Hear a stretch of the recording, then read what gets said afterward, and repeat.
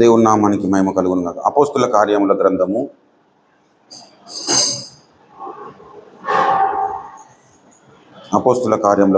4వ అధ్యాయము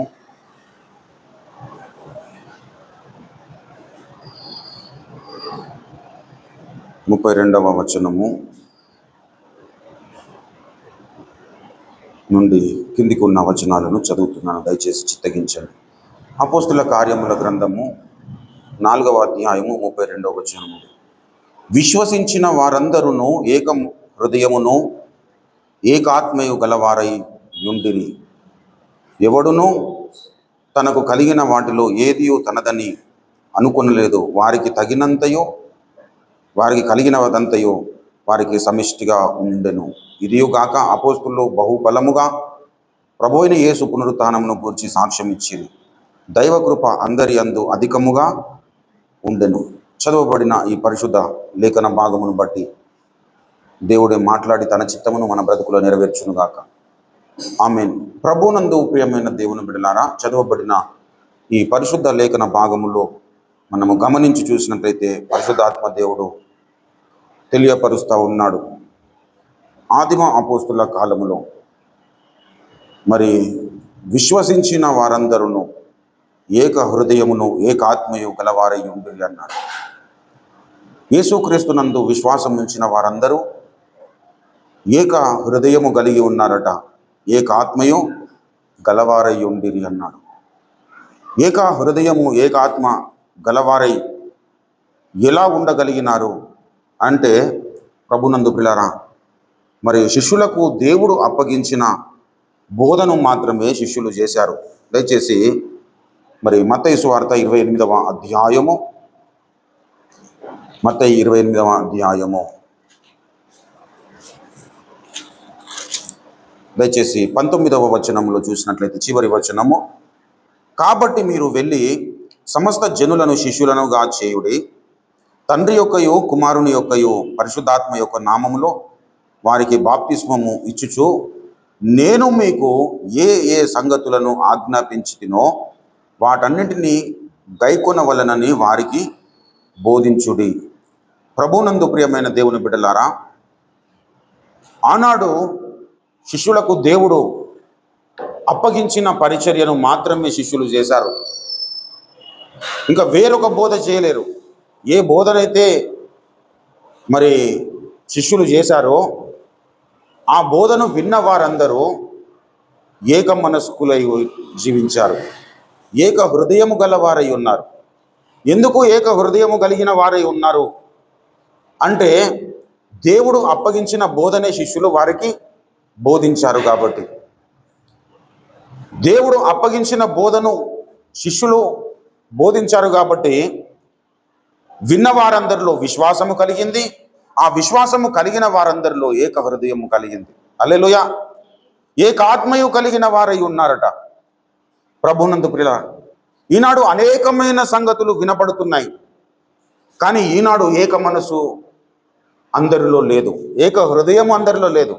పౌలన్న అంటాడు ఫిలిప్పీ పత్రిక 2వ అధ్యాయములో మనం చూసినట్లయితే, మీరు ఏక మనసు కలిగి ఏక భావము గలవారై ఉండి ఒక్కదాని యందే మనసుంచుచు నా సంతోషమును సంపూర్ణము చేయుడి అన్నాడు. దయచేసి ఫిలిప్పీ పత్రిక 2వ అధ్యాయము 2వ వచనము, మీరు ఏక మనస్కులగునట్లుగా ఏక ప్రేమ కలిగి ఏక భావము గలవారుగా ఉండి ఒక్కదాని యందే మనసుంచుచు నా సంతోషమును సంపూర్ణము చేయుడి అంటున్నాడు. ఒక్కదాని యందే మనసుంచుచు నా సంతోషమును సంపూర్ణము చేయుడి అంటున్నాడు. ఇప్పుడు ఎందుకు ఆ మాట పలకాల్సి వచ్చింది? అపోస్తుల కార్యములో 4వ అధ్యాయములో మరి విశ్వసించిన వారందరూ ఏక హృదయము గలవారుగా ఉన్నారు. మరి ఇప్పుడు ఎందుకు ఏక హృదయము కలిగి ఉండాలని ఆజ్ఞాపిస్తున్నాడు అంటే, ప్రభునందు ప్రియులారా, ఆనాడు శిష్యులు దేవుడు అప్పగించిన బోధనే చేశారు. కానీ ఈనాడు శిష్యులు అనబడుతున్నవారు, బోధకులు అనబడుతున్నవారు, బోధిస్తున్న వారందరూ తమకు ఇష్టానుసారమైన బోధలు చేస్తూ ఉన్నారు. కాబట్టి విశ్వాసులలో ఏక మనస్సు లేదు, ఏక తాత్పర్యము లేదు, ఏక భావము లేదు. రక్షణ పొందిన మనం అందరము క్రీస్తు శరీరములో అందరము భాగాలము ప్రియులారా. ఒకరు చెయ్యి అయితే ఒకరు కాలు అయి ఉండొచ్చు, ఒకరు కన్ను అయి ఉండొచ్చు, ఒకరు ఎముకలై ఉండొచ్చు, ఒకరు ఏదో ఒక రకమైన అవయవమై ఉండొచ్చు. కానీ ఒక్క అవయవం, ఒక శరీరములో అవయవములన్నీ నేను సపరేట్ శరీరం అనుకుంటాయా? అనుకో. సపరేట్ శరీరం అని అనుకుంటే ఇంకా అతడు సంపూర్ణమైన వ్యక్తి అనునాంగుడు అనుకోవడానికి వీల్లేదు, అతడు వికలాంగుడు అయిపోతాడు. అయితే ఈనాడు మనము గమనించి చూసినట్లయితే ప్రభునందు ప్రియులారా, అనేకమైన అవయవములముగా మనం ఉంటున్నప్పటికీ అవయవములకు వేటికి పని వాటికే ఉంటుంది. కానీ నేడు క్రైస్తవ సమాజంలో మనం గమనించి చూసినట్లయితే క్రీస్తు శరీరంలోనే ఉంటున్నట్టుగా ఉండి క్రీస్తు అనుసరించని జీవితాలు కలిగి ఉంటున్నారు. క్రీస్తును అనుసరించని మనస్సు, ఏక మనస్సు కలిగి ఉన్నప్పుడు, ఇప్పుడు కాలుకు దెబ్బ తగిలిందంటే వెంటనే హృదయం నొచ్చుకుంటుంది, మనసు నొచ్చుకుంటుంది, మన మైండ్కు సిగ్నల్స్ వెళ్తాయి, వెంటనే ప్రతి అవయవము బాధపడుతుంది. కానీ ఇప్పుడు క్రీస్తు శరీరములో అంగాలుగా ఉంటున్న రక్షణ పొందిన అందరి విశ్వాసులలో ఈనాడు ఏక మనస్సు లేకపోవడము మనం గమనిస్తూ ఉన్నాం. ఇప్పుడు శరీరంలో అవయవములు అన్నీ కరెక్ట్గా పనిచేయాలంటే అన్నీ సక్రమంగా సమకూర్చబడి ఉండాలి, ఒకటి జాయింట్ అయి ఉండాలి. సపరేట్గా ఉంటే అది ఒక శరీరం అనడానికి అవకాశం ఉండదు పిల్లలు. అయితే క్రీస్తు అనే శరీరములో ప్రతి ఒక్క అవయవము, ప్రతి ఒక్క అంగము ఒకదానికి ఒకటి ఏక మనస్సు కలిగి ఉండాలి పిల్లలు, ఏక హృదయము కలిగి ఉండాలి, ఒక్కదాని అందే మనస్సుంచే తత్వము కలిగి ఉండాలి. ఇప్పుడు అలా లేకపోవడానికి గల కారణం ఏంటంటే, మరి హెబ్రీ పత్రికలో అపోస్తులైన పౌలు భక్తుడు చెబుతాడు. హెబ్రీ పత్రిక మరి చివరి అధ్యాయములో మనం చూసినట్లయితే 9వ వచనము, నానా విధములైన అన్య బోధల చేత త్రిప్పబడకుడి అన్నాడు. నానా విధములైన అన్య బోధల చేత ఎప్పుడైతే మనము త్రిప్పబడతామో సంఘములో ఐక్యత ఉండదు పిల్లరా, సంఘములో ఏక మనస్సు ఉండదు. సహోదరులు ఐక్యత కలిగి నివసించుట ఎంత మేలు, ఎంత మనోహరం అన్నాడు.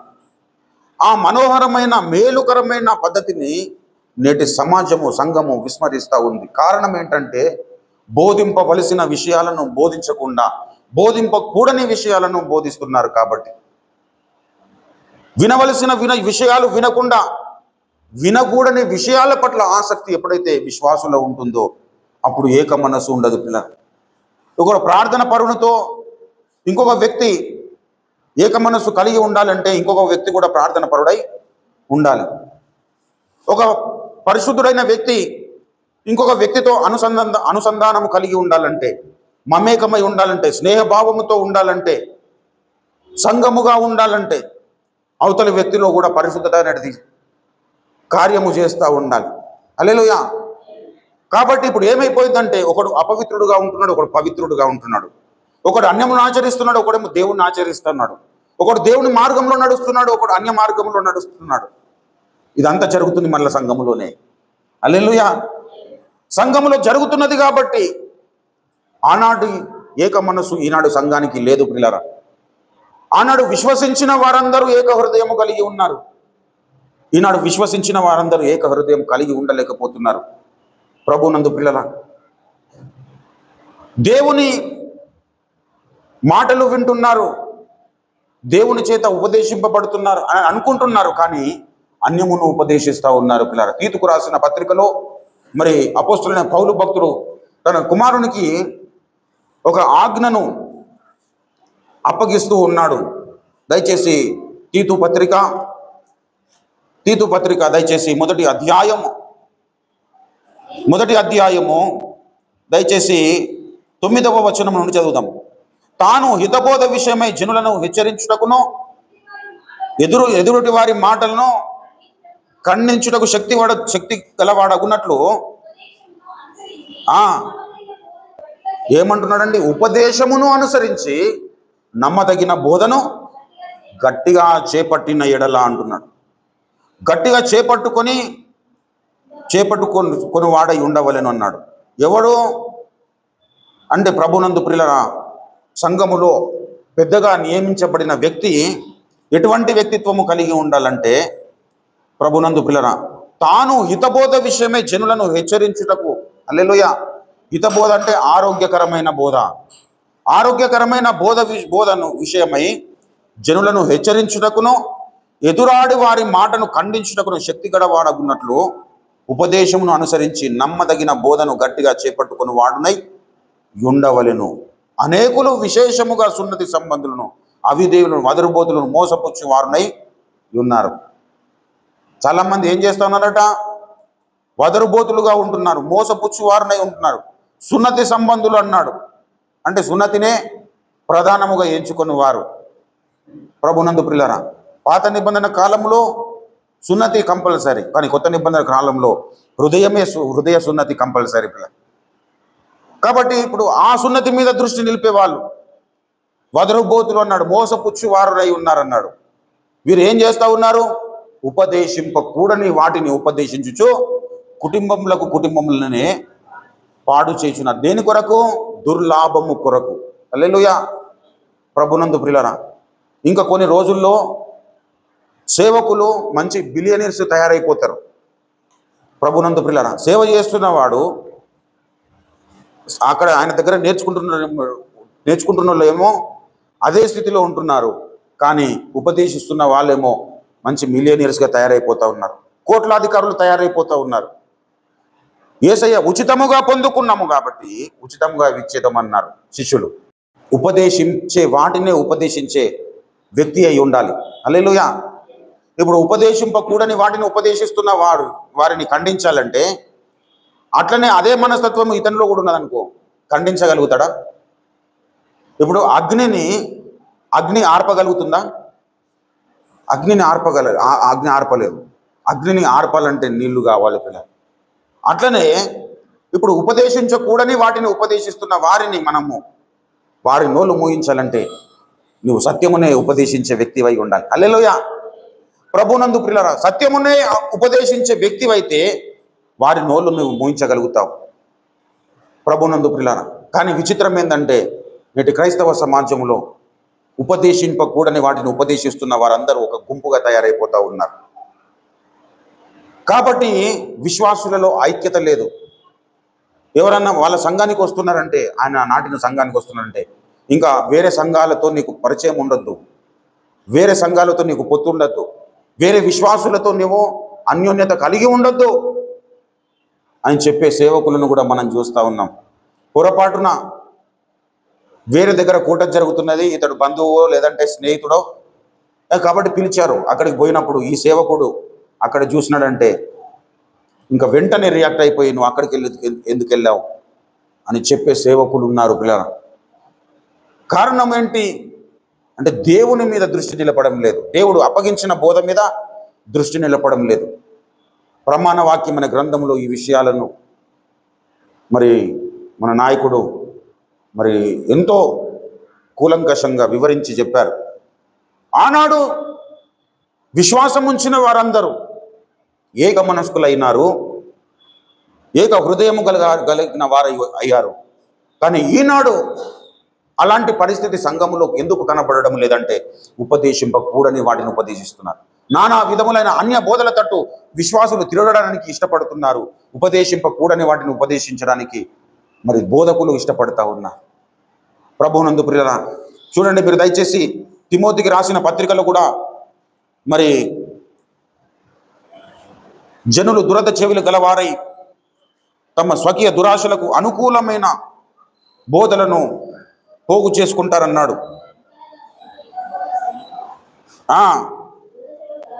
దురద చెవులు గలవారై తమ స్వకీయ దురాశలకు అనుకూలమైన బోధకులు కాదు, అనుకూలమైన బోధలను తమ కొరకు పోగు చేసుకొనొచ్చు, సత్యమునకు చెవినీయక కల్పన కథల వైపు తిరుగు కాలము వచ్చెను అన్నాడు. ప్రభునందు ప్రియులారా, కల్పన కథల వైపు విశ్వాసులు తిరగడానికి ఇష్టపడుతున్నారు, బోధకులేమో ఉపదేశింపకూడని వాటిని ఉపదేశించడానికి ఇష్టపడుతున్నారు. కాబట్టి సంఘము నానా విధములైన అన్య బోధల వైపు త్రిప్పబడుతుంది. కాబట్టి ఇప్పుడు ఏం లేదు, సంఘంలో ఏక మనస్సు లేదు. ఇప్పుడు పౌలన్న ఫిలిప్పీ సంఘానికి రాస్తూ ఏం అప్పగిస్తున్నాడు? మీరు ఏక బోధ కలిగి ఏక మనస్సు కలిగి ఉండు అంటున్నాడు. ఏక మనస్సు కలిగి ఉండు, ఏక తాత్పర్యము కలిగి ఉండు, ఏక భావము కలిగి ఉండు. మీరందరూ విభిన్నమైన వాటి మీద మనసు నిలపడము కాదు, ఒక్కదాని యందు మనస్సు నిలుపుడి అన్నాడు. దయచేసి ఆ మొదటి వచనం చూడండి, ఫిలిప్పీ పత్రిక 2వ అధ్యాయం 1వ వచనం. కావున క్రీస్తు యేసునందు ఏ హెచ్చరిక అయినను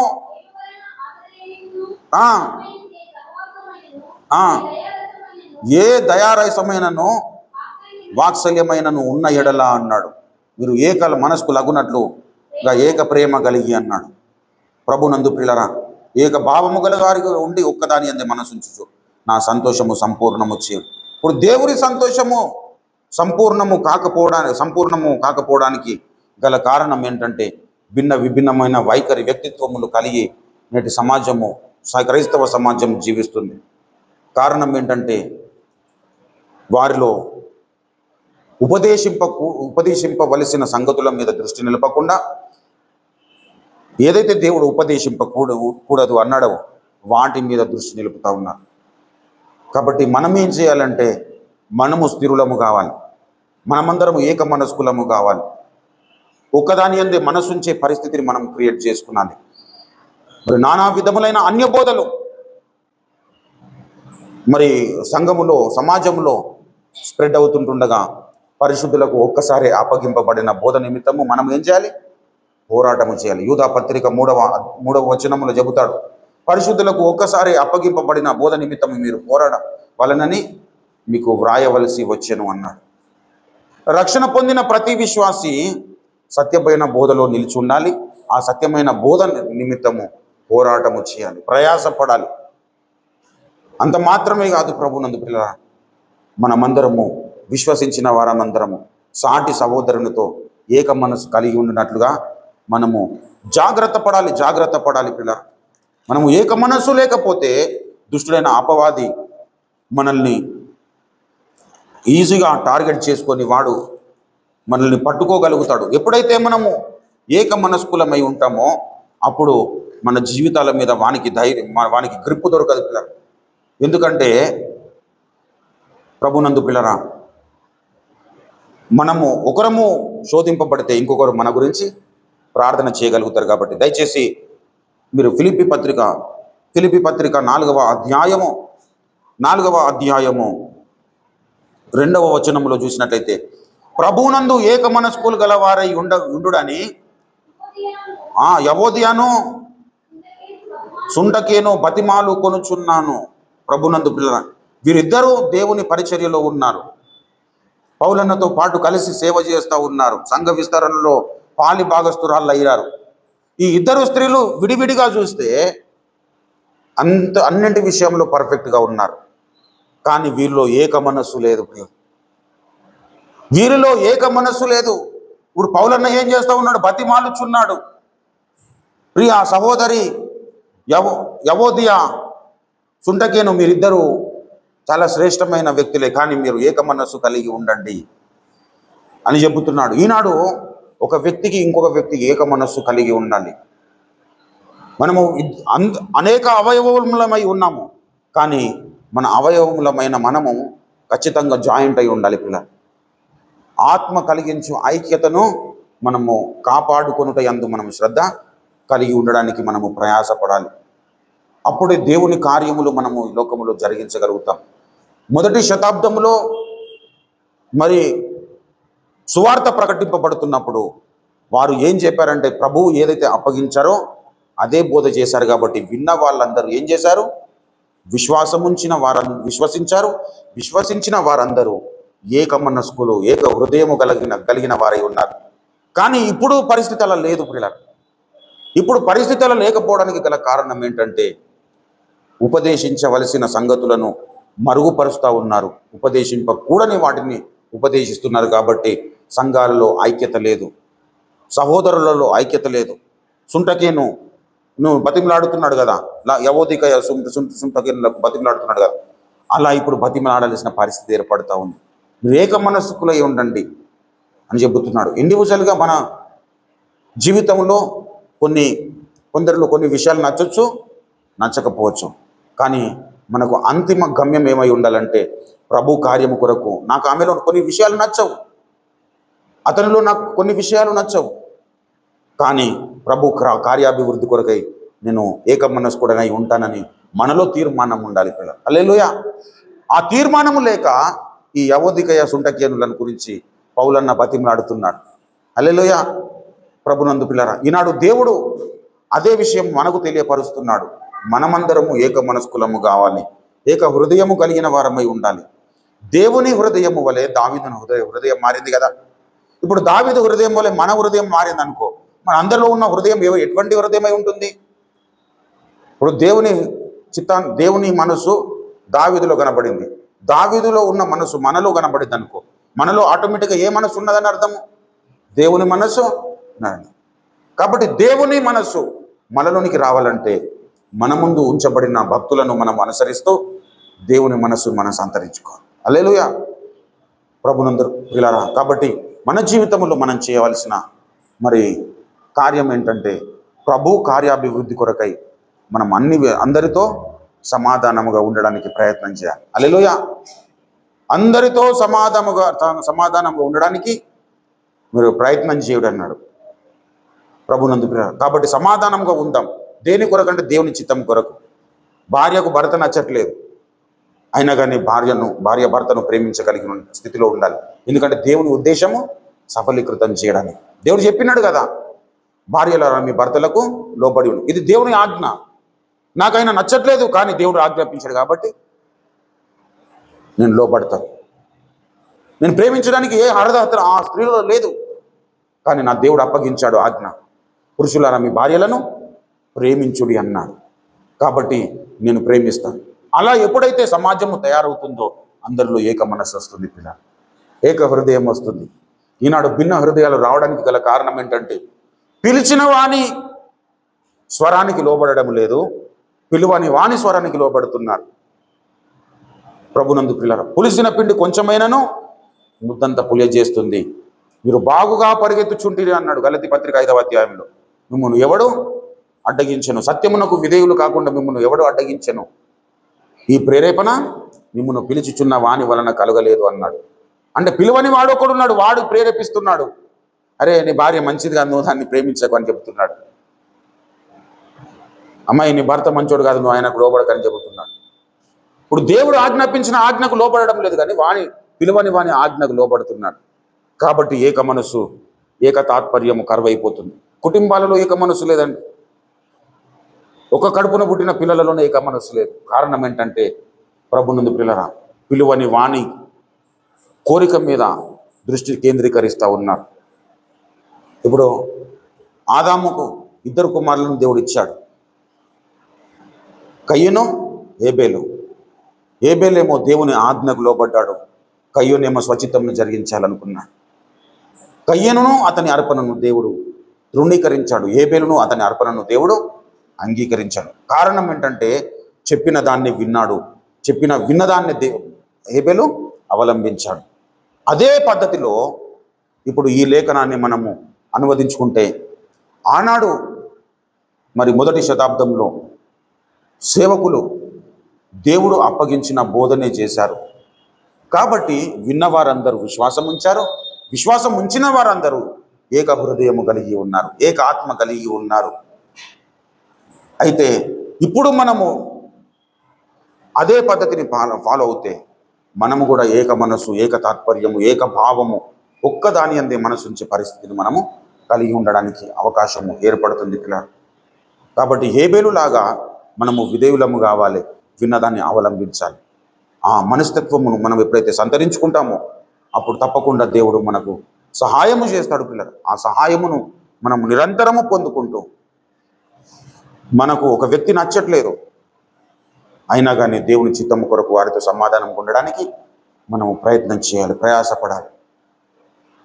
సాటి ఒక పని జరుగుతుంది, ఆ పని నాకు ఇష్టం లేదు, కానీ ఆ పని దేవుని చిత్తం ఆ పని జరిగితే దేవుడు ఆనందిస్తాడు అని అనుకున్నప్పుడు ఆ పని విషయంలో మనము ఏక మనస్సు కలిగి ఉండాలి పిల్లలు. ఆనాడు నెహెమ్యా మందిరమును బాగు చేస్తున్న క్రమంలో టోబియా వచ్చి అతనికి వ్యతిరేకముగా మాట్లాడాడు. కారణం ఏంటంటే ఏక మనస్సు లేదు. ఇప్పుడు నెహెమ్యానేమో దేవుని కార్యం జరగాలని ప్రయాసపడుతుంటే, టోబియా సన్బల్లాటునేమో దేవుని కార్యములకు విరోధముగా మరి వాళ్ళు ప్రయత్నం చేశారు. కాబట్టి టోబియా లాంటి వ్యక్తిత్వము, సన్బల్లాటు లాంటి వ్యక్తిత్వమును మనలో రాకుండా మనము జాగ్రత్త పడాలి. హల్లెలూయా. ఎప్పుడైతే నెహెమ్యా లాంటి తత్వము మనలోకి వస్తుందో, ఎక్కడనో పని చేసుకుంటున్నా మరి నెహెమ్యా యెరూషలేము ప్రాకారములు కూల్చివేయబడ్డవి, దాని గుమ్మములు అగ్ని చేత కాల్చబడ్డాయి అని అన్నప్పుడు దుఃఖముకుడై ఉపవాసముతో కన్నీరు గారుస్తూ దేవుని సన్నిధానంలో మొర్రపెట్టాడు.